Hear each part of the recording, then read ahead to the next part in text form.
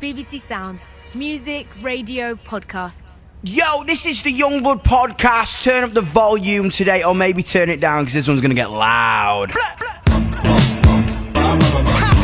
I've spoken to some incredible people on his podcast so far. I'm literally having the time of my life right now, honestly. Thank you so much to everyone that submitted and broke the BBC website, because I've been having so much fun. Everyone has been absolute rock and roll stars. But today, I wanted to introduce you to one of my good mates. He's such a legend, the king of YouTube, and a real-life rock star, man. It's KSI. Been in the game since Namco. Bring it back. I'm fully got y'all. Bring that thing in that place where you need it. Big thing, make me wanna boss when I beat it. Top striker, I'm hardly missing. You can't, so we need to christen. Listen. We only just met recently. We've been kind of messaging online for a while, but we met properly a couple of weeks ago. And I think we have a lot in common in the way the world perceives us. He's totally defying the narrow box that the world's placed him in. I relate to him so heavy because that was something I faced. There was a lot of stigma against me when I wanted to be an artist and had an idea to just build a culture that was outside of the normal rules and regulations of the music industry, inverted commas. I want anybody out there who is a musician and is starting out to kind of hear this story, because it's legitimately a story of just being real and being yourself, because you are incredible. There is no carbon copy. Let's get on it. We used a lot of bad language in this one, so if you don't like swearing, turn it off. But if you're into that, here's me and KSI chatting shit. Wagwan. Not much, man. How are you? I'm good, brother. Are you? Yeah. You've been busy. Bruv, you've been busy. Nah, bro. I saw you at the EMAs, man. You've been doing bits. Me and you were like, you've been busy. No, you've been busy. We're gonna end this like, you hang up. Bro, I was just literally telling everyone, this is going to be the loudest podcast probably in the history of podcasts. Jesus. Nah, well, we got to keep it somewhat tame. Else people be like, oh, I'm turning off. Yeah, I mean. What is this? I can't hear anything. Just two idiots screaming at each other. I just couldn't wait to get you on this show because, we're teasing this already, but we've been working together a little bit and kind of becoming mates. And I want to talk about the stigma within the music industry in terms of fan bases and building culture. Yeah. I kind of like you so much because I relate to you as an artist who kind of built it as a culture instead of doing what the rule book tells you to do. Yeah. Well, I feel like a lot of, there's certain artists that just make tunes to try and go viral as fast as possible and trying to get the success as fast as possible, whereas for like us, we've done the groundwork and we've slowly built up our fan base and created a very hardcore, dedicated amount of people who look up to what we say, look up to what we do, and are inspired by it. It's not like we're just throwing music out there like it doesn't matter, whatever. There's a lot of work and craft that goes behind it, and essentially it gets us to a point where whatever we do, we always have people beside us, rocking with us. Completely, and that's legitimately kind of what I really wanted to kind of amplify today, because it's so interesting, bruv, with all the media and the music and the lads with the crusty suits and that, I think if your music becomes popular with people, but they didn't stem that popularity, then make it seen out to be not credible and kind of highlight where you came from very much. I know you started on YouTube, brother. I started on Disney Channel. Do you know what I'm saying? And everyone to me was like, he's never gonna get played on Radio 1. And here we are on the BBC Radio 1 podcast. So how about that, you fuckers? You know what I mean?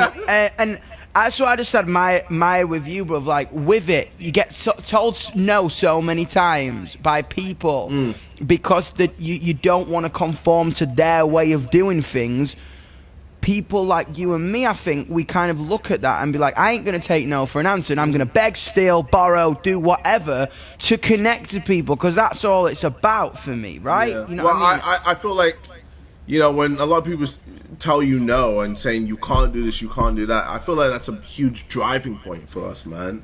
That's what gives us the boost to go, all right, fuck you then. I'm going to keep going then. I'm going to prove you all wrong that I can do this. Completely. And that's just how it's just been. And, like throughout the years, making my fan base, working on my music, working on everything that I'm doing, whether it's boxing, YouTube, etc. I've been putting in the graft, working hard. I'm working twice, if not 3 times as hard as my peers to prove that, yes, I can do this. And then when I'm in this position, it doesn't stop. We continue and keep going. Completely, brother. I was like, congrats on the 1 year, brother. I was watching it. I was literally watching the highlights. What morning was it? It was probably yesterday. I was watching the highlights at a fight.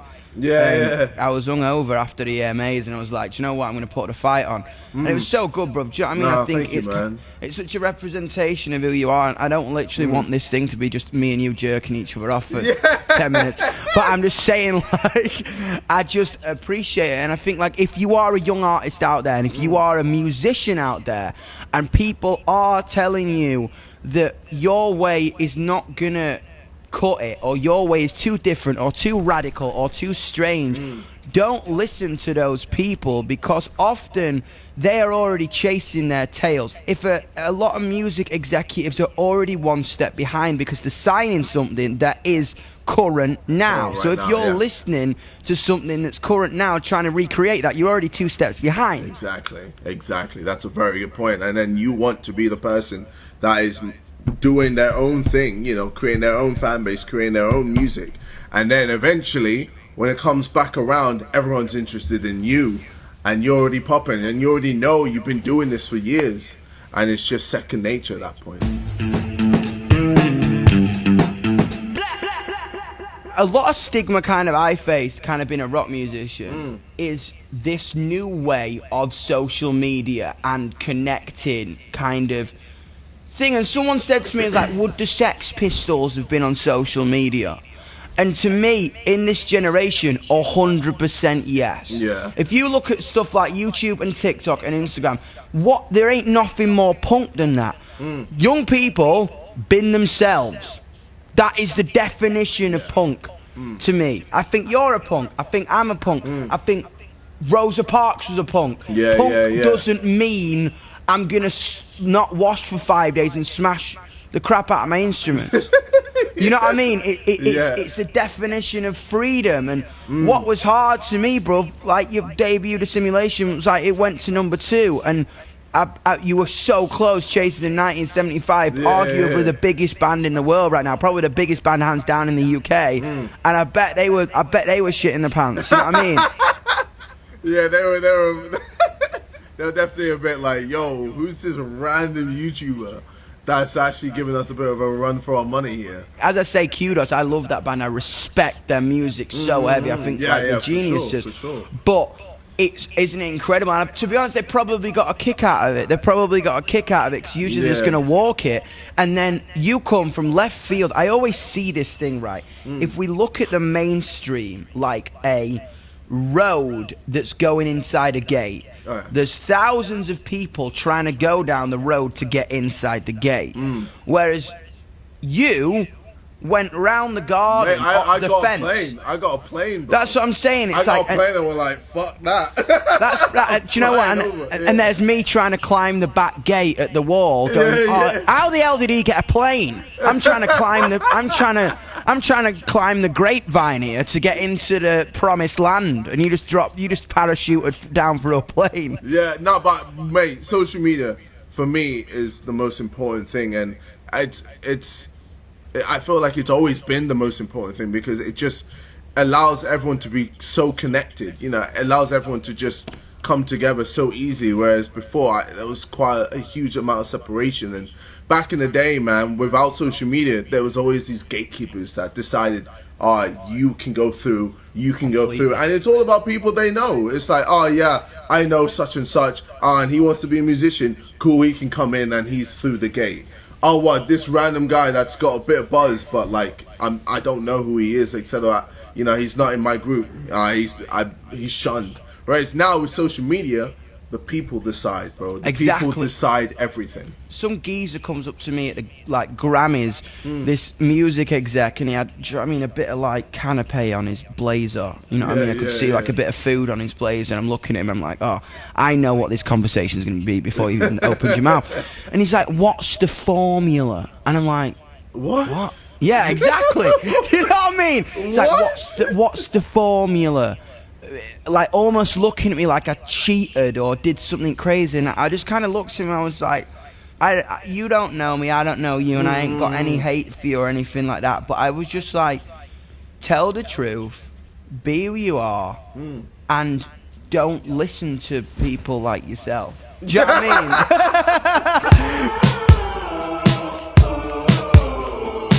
I was looking at this quote you said, and that's why I was buzzing. It's like, I want to destroy this infuriating stigma that if a YouTuber does something, it should be disregarded. Yeah, no, bro, it's again been one of the main things that drives me to do everything that I do, because I feel like because I'm a YouTuber and because I still do YouTube, everything else that I do is disregarded as bad, or it's just not up to standard. But you know, I could put as much work as someone else who's just a full-time musician, if not more. And because of the whole YouTube thing, people are like, nah, it's trash, it's trash.